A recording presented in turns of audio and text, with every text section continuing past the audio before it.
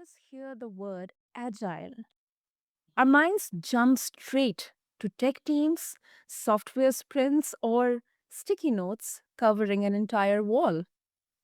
But listeners, imagine this. What if agile was more than just a project management framework? What if it was actually a mindset, a way of leading, working, and even living that could help us beat burnout, stay nimble in a world that won't slow down for sure, and still deliver results without draining ourselves or our teams? Well, welcome back, listeners, to today's episode of BizBlend. We are going beyond the buzzwords today. I'm your host, Sana, as always, and we are going to explore how Agile can act as a leadership playbook, not just for the techies, but for small business owners, entrepreneurs, and anyone trying to juggle priorities without running on fumes. And joining me is someone who knows this not just from theory, but from lived experience. Stepping into the role of president of the Persimmon Group just weeks before a global pandemic hit, she's led through uncertainty, preserved culture in chaos, and learned what it takes to stay resilient when the playbook falls apart.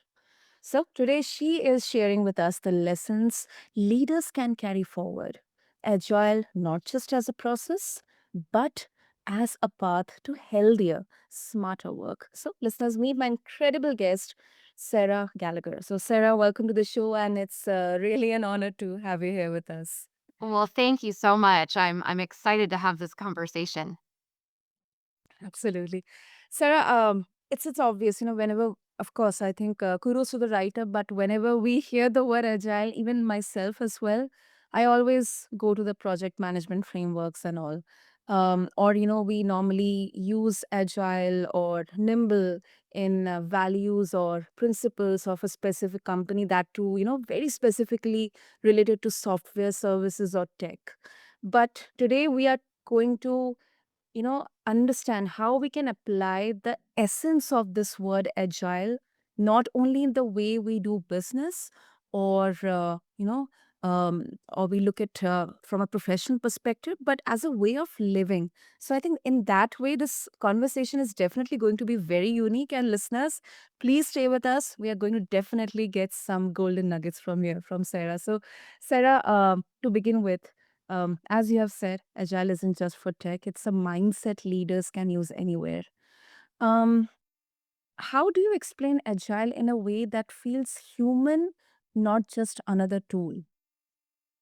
Yeah, that's a great question, and I'm gonna briefly talk about what Agile is as a project management approach, but literally a 30, 45-second overview for people that don't know, because I think it's important to understand that when we talk about it as a mindset.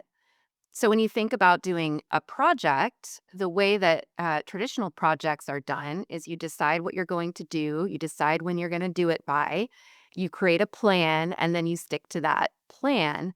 And a core responsibility of a project manager has been to control change, by which I don't mean block change, but what I mean is make sure that any change to the plan is really well analyzed, understood, communicated, and valuable, right? So it's not a bad way to do projects, but when Agile came along, its its purpose was kind of an answer to a big problem with traditional projects, which is if you're spending a lot of your time controlling change, but change is happening almost constantly, Mm, PMs were starting to feel a little bit like a human shield, trying to, block change on their projects.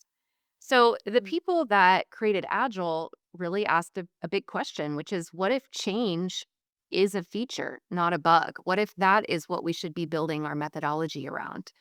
How can we, uh, one of the Agile principles is welcoming change even late in development. And that was very radical, especially to traditional project managers.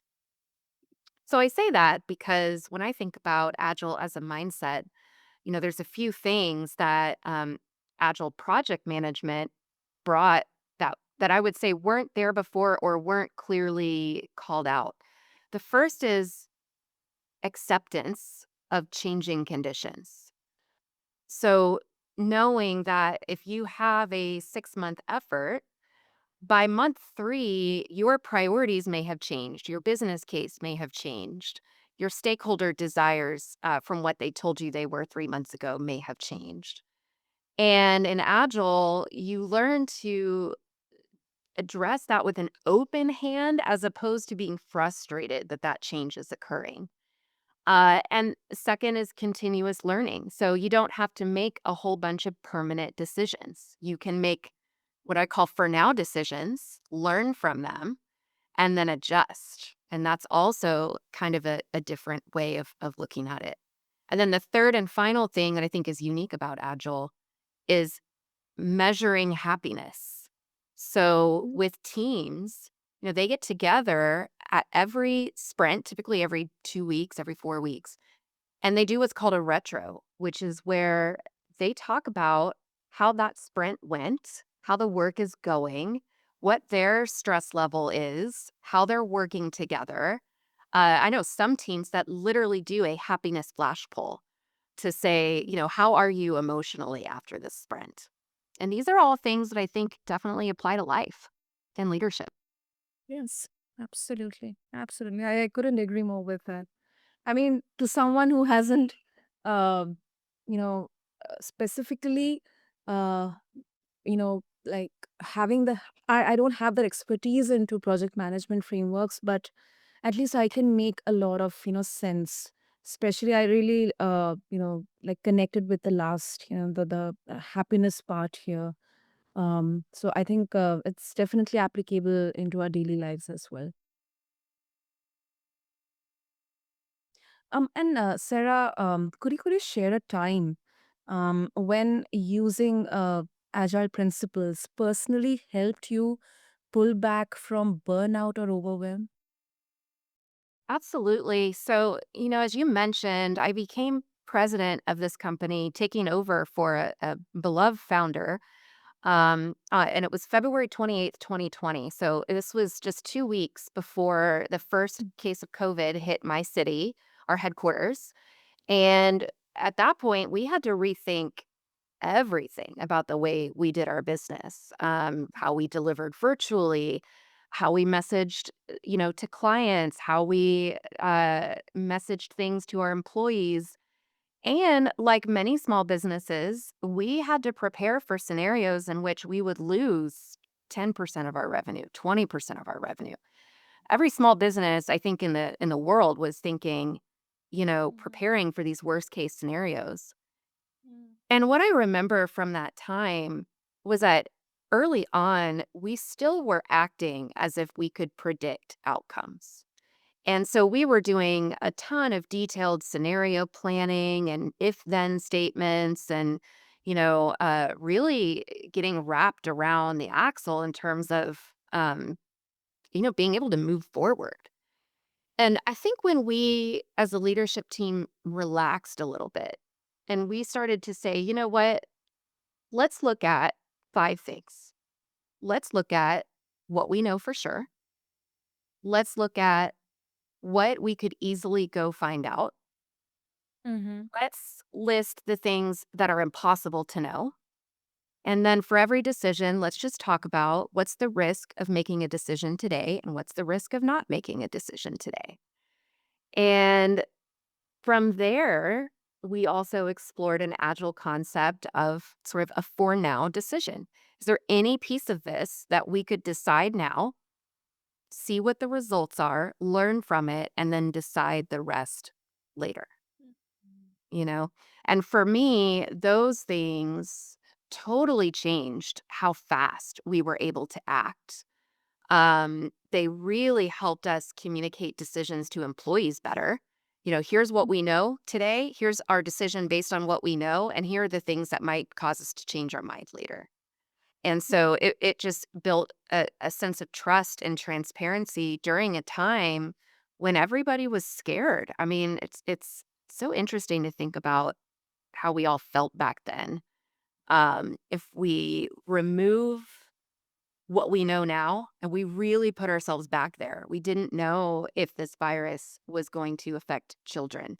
We didn't, we didn't know that it was not going to affect them as much as adults yet, so parents are totally freaked out. We didn't know how long it was going to last. We didn't know how long we would have to be at home. It was an uncertain time. Yeah, absolutely. I mean, it really tested the resilience, the patience of the entire humanity, I think. Because, Absolutely. yeah. And it really definitely sounds like, a lot of firefighting in there. And specifically for small or medium businesses, I think it was definitely overwhelming. Um, so yeah, I think that really really makes a lot of sense, and I think listeners they will relate to this feeling, like when everything looks like feels like a fire drill, even a word framework itself it can feel heavy. The way the example that you gave, that those moments, those decisions, it makes it sound more like a lifeline, than just a rule book. That's right. That's right. And, we were able to apply that to even very deeply personal decisions. So, Mm. I mentioned every small business was having to think about layoffs, furloughs, hiring freezes, salary freezes. And as we thought about worst case scenarios, we're a consulting firm, right? So we are considered a discretionary expense to a lot of companies. So we were expecting to lose a a significant portion of our revenue, at least temporarily. And so, we had to think about what would the trigger be to make a move. And initially, we were really stuck in all of these if thens. If this happens, then we'll do this. What we ended up doing was doing what I said, taking a step back and saying, what is a good for now decision? And what Mm. we decided to do was all we needed to really define was our guiding philosophy. And that was, and we share this with our employees, as companies think about worst case scenarios, some are going to layoffs, some are going to salary freezes, some are going to furloughs. We are not at the place where we have to do any of that now.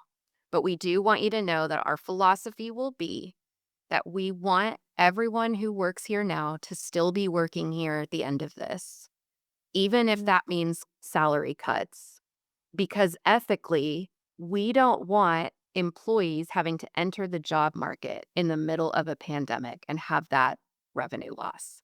So even though every choice sucks, that we're choosing between a bunch of crappy options, you should know that that will be our approach. And so we didn't have to decide when we would do it and how much we would do it, right? We just had to know that that was the guiding philosophy. And then the second part of that was we will cut executive salaries first to the lowest amount we can live on before we touch your salary. Mm. That is something very interesting, Sarah. Very interesting, and I think it's kind of exception as well. Well, thank you. It was a tough decision. I Yeah. think that's sort of one thing I learned is, you think about leadership as like, you know, making the right decision, but most of the time you are choosing between a bunch of bad options. And Mm. so and they don't really teach you how to do that in decision-making trainings, I feel like. Hmm. Yeah. Yeah. Um. And one of the biggest struggles leaders face is feeling like everything is urgent. I have to tend to all the matters because all Mhm. of them they are urgent. So how does Agile help leaders distinguish between what's truly priority and what's just noise? So I think Agile has two principles here or practices that have been very instrumental in my time management. The Mhm. first is in Agile, when a team is planning what they are going to do for the next 2 weeks, The variable they hold as constant is the time available to do the work. So if they are going to work 40 hours a week, then each of them has 80 hours to do work, right? Hmm. And assuming that ceiling, the team decides what they can reasonably accomplish in that 2 week period. And if they overestimate, then the next time they still assume the same ceiling, but they may lower the amount that they're going to get done in a week. But the idea is, unlike a traditional project where you have peaks and valleys, and you might have like people working 80-hour weeks at the end of the project just to get it done, Agile says we're all going to work at the same pace all the time. And we are going to adjust our estimates to what that capacity is. And I did the same thing for me. I said, look, it is a pandemic, so I probably will work 10-hour days for a while. That's fine. But I'm not going to work more than 10-hour days. I'm going to have a shut off time. And the second thing I did from Agile, Agile has what's called a backlog, which is you could think of it like a to do list, the things you're going to build in rank order, top to bottom. So Hmm. rather than thinking about my to-do list as, these 10 items are high priority, these are medium, and these are low, I forced myself to write a numbered list, right? This is the most important thing, this is the second most important thing, this is the third most important thing. And I would single task down that list, knowing that in Agile, the list might get rearranged, and that's okay. But I always knew the thing that I should be working on next. Hmm. And I think yes, this is powerful because like if I can, speak from a very general perspective, like we all know that um sinking feeling of, working non-stop only just to realize that we moved the wrong things forward. Mm, Um and I think the way you described it, agile, it creates more clarity, not more pressure. So I think the output automatically, it reflects in the quality of the deliverable or the output. that's right. And, I think something I had to get used to during that time, which has still served me well today, is you're not ever going to be where you want to be at the end of a day. Like you're just not. It's moving too fast. There's too many interruptions. You're always going to have this low grade feeling of I didn't do enough. And that doesn't mean that you didn't do enough. It means that your psychology is craving completion. And with Agile, there's this thing called definition of done. So every task that you have, everything that you build, has a clear point at which you call it done. And it can help to break big things down into little things with their own definitions of done. Right. Mm. So by doing that, I was able to get the feeling of checking things off. But I did have to live with the idea that at the end of a day, my psychology, I am built as a type A person to believe I always could have done more. And it was the great sort of spiritual work of that time for me to accept that I worked to my capacity, and it was only harming me to Yeah. have that feeling of I should have done more. I had to let that go. Yes. Yes. Yeah. I can so much connect with that, Sarah, because that particular, feeling or that thought of I should have done more. This is not completed yet. It like consumes you from within. It Um. does. It Yes. does. It really clouds your clarity as well. It does. And you had to put myself back in that time period. I probably wasn't moving actually as fast then as I can now because the same emotional fears and concerns about the pandemic itself and the future of the business that my employees had, I had too. So and when you have that emotional, adrenaline, you naturally, you might speed up in the short term, but over time you have that adrenaline crash. You're not Yeah. able to achieve as much. So I had to have a lot of empathy for myself there too, um, as well as I I found it very helpful to have vulnerability as well. So to share with my team members, I'm feeling this too. I get it. I'm not at my best right now, and I don't expect you to be at your best either. And that's okay. Exactly. Exactly. And as I mentioned about burnout and also the psychology here, let's bring culture into the picture now. Mm. Sarah, you lead teams through virtual transitions and also polarized workplaces. Um, Yes. how does an agile mindset protect culture while still pushing for results? Yeah, I think that's great. So, I would say one way that it protects culture is with a core value of transparency. So we knew that when we made a decision, whether that was if we're going to go back into the office or not, or if we're going to require vaccines, we knew that there would be a segment who would be upset with the decision. And so what we did is we made the best decision we could, and we shared our reasoning with the team, and we said we could be wrong, so we're going to continue to watch this, and if we start to see that, XYZ is happening, we're open to changing our mind on this.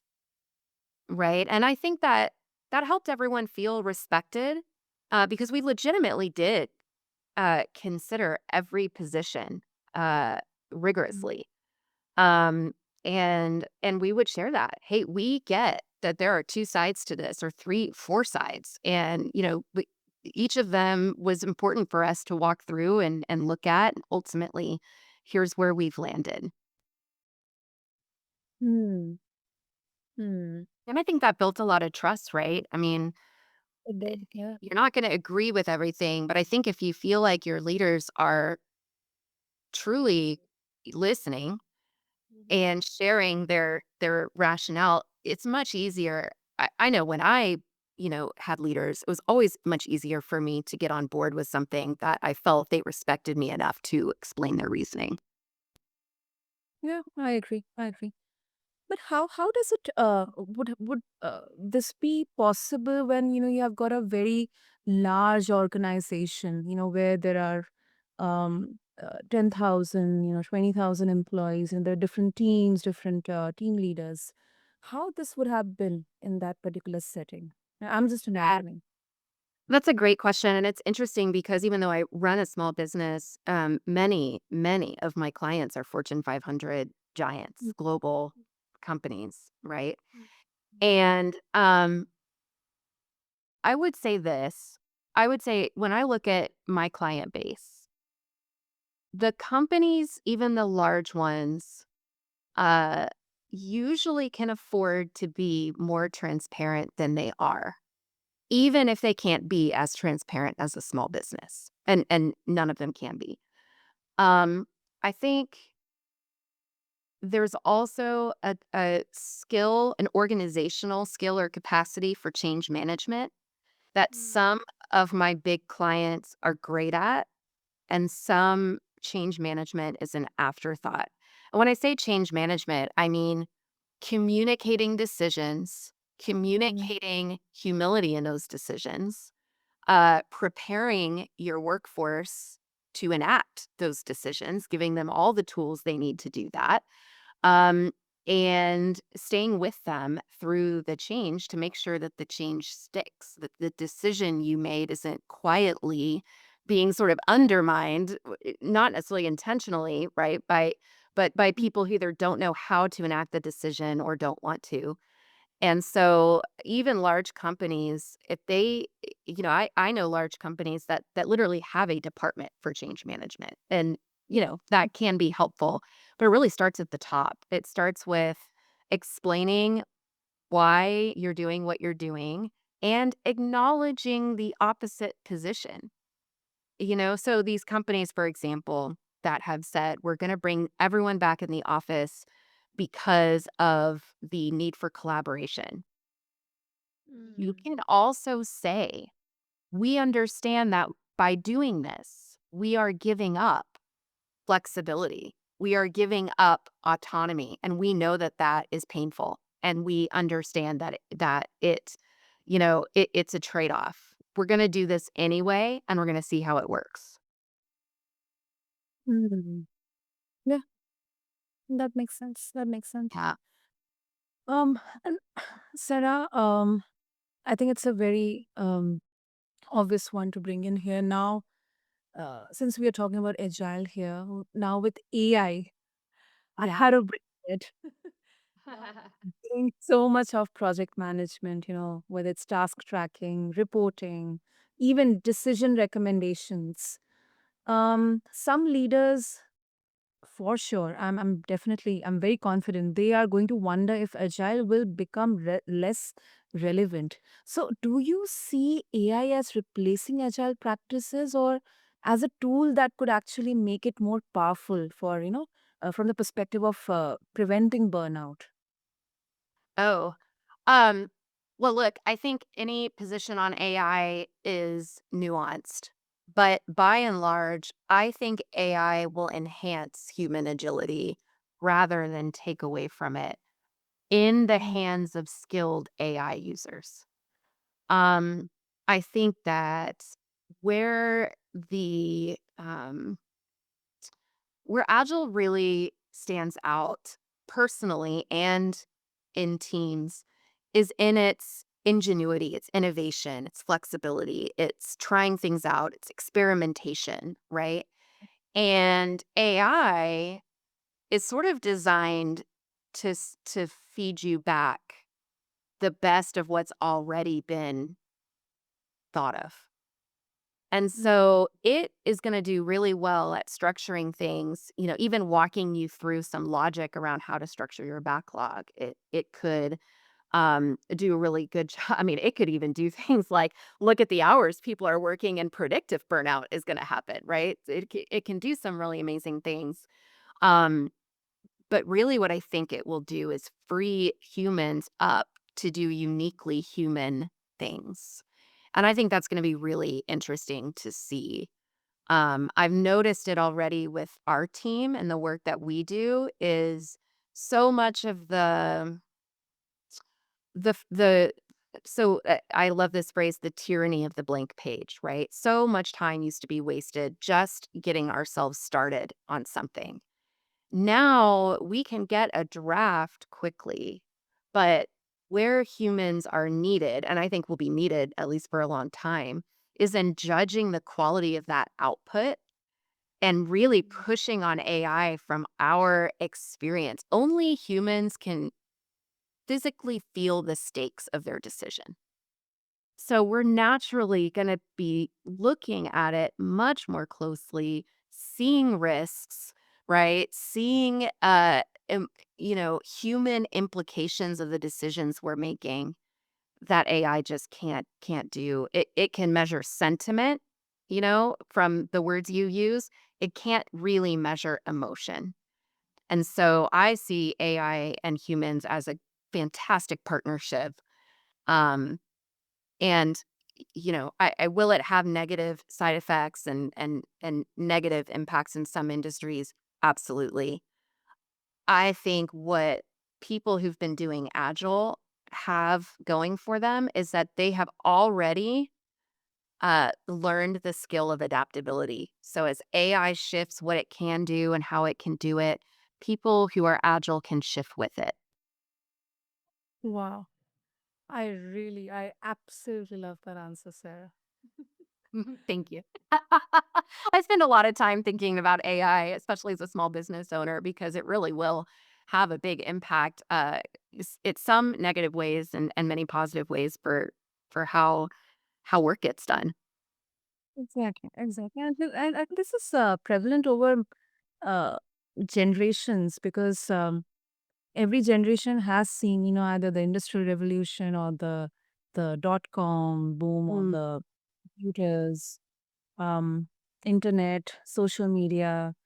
now AI. So I think we are definitely going to see. I'm really bullish, because it's never going to be AI versus humans or AI versus agile, but it's humans with AI, AI with agile. So yeah, that's Yeah, beautiful. and I will say this. I will say this. I think who AI may hurt are entry level employees Okay. because when I look at our team and my clients, the people who already had 10 years of experience, AI is amplifying them so much because they know exactly how to push back on it, right? So I love the analogy of could you write a will using AI? Could you make a, legal decision? Maybe.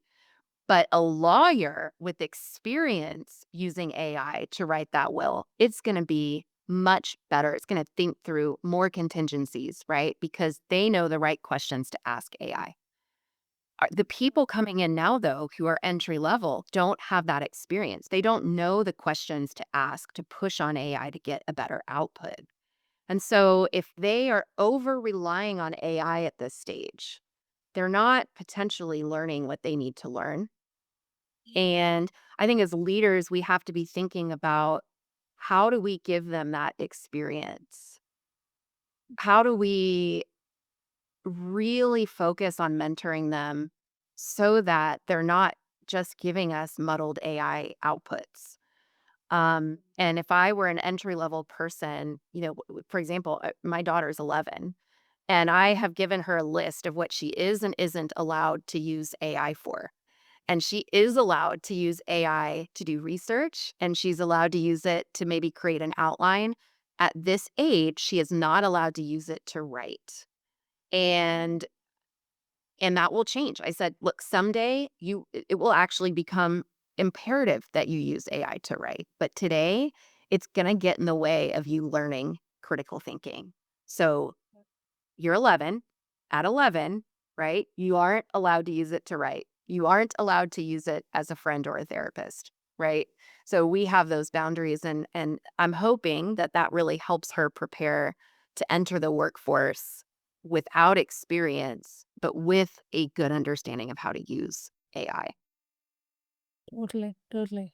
And you really hit the nail in there, Sarah, because I was just about to mention that, especially for, when it comes to entry level employees or people with very less experience. I think it's a golden opportunity for the leaders, the top management or the middle management, to make interactions more human, to mentor them, to guide them.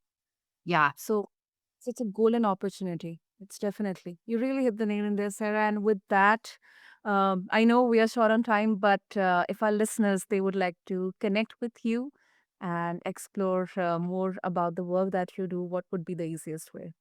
Yeah. So the place I'm most active is on LinkedIn. So you can connect with me there. I also write a weekly newsletter called Big Dumb Questions, and it tackles, I would say about half the issues do live within the PM world or the agile world, but I write a lot about leadership in general. For example, this week's issue was why do we take so long to make decisions? And last week's was why do we prefer competent people over competent ones? So each issue, I take a really interesting question that I find interesting, that I've thought about a lot.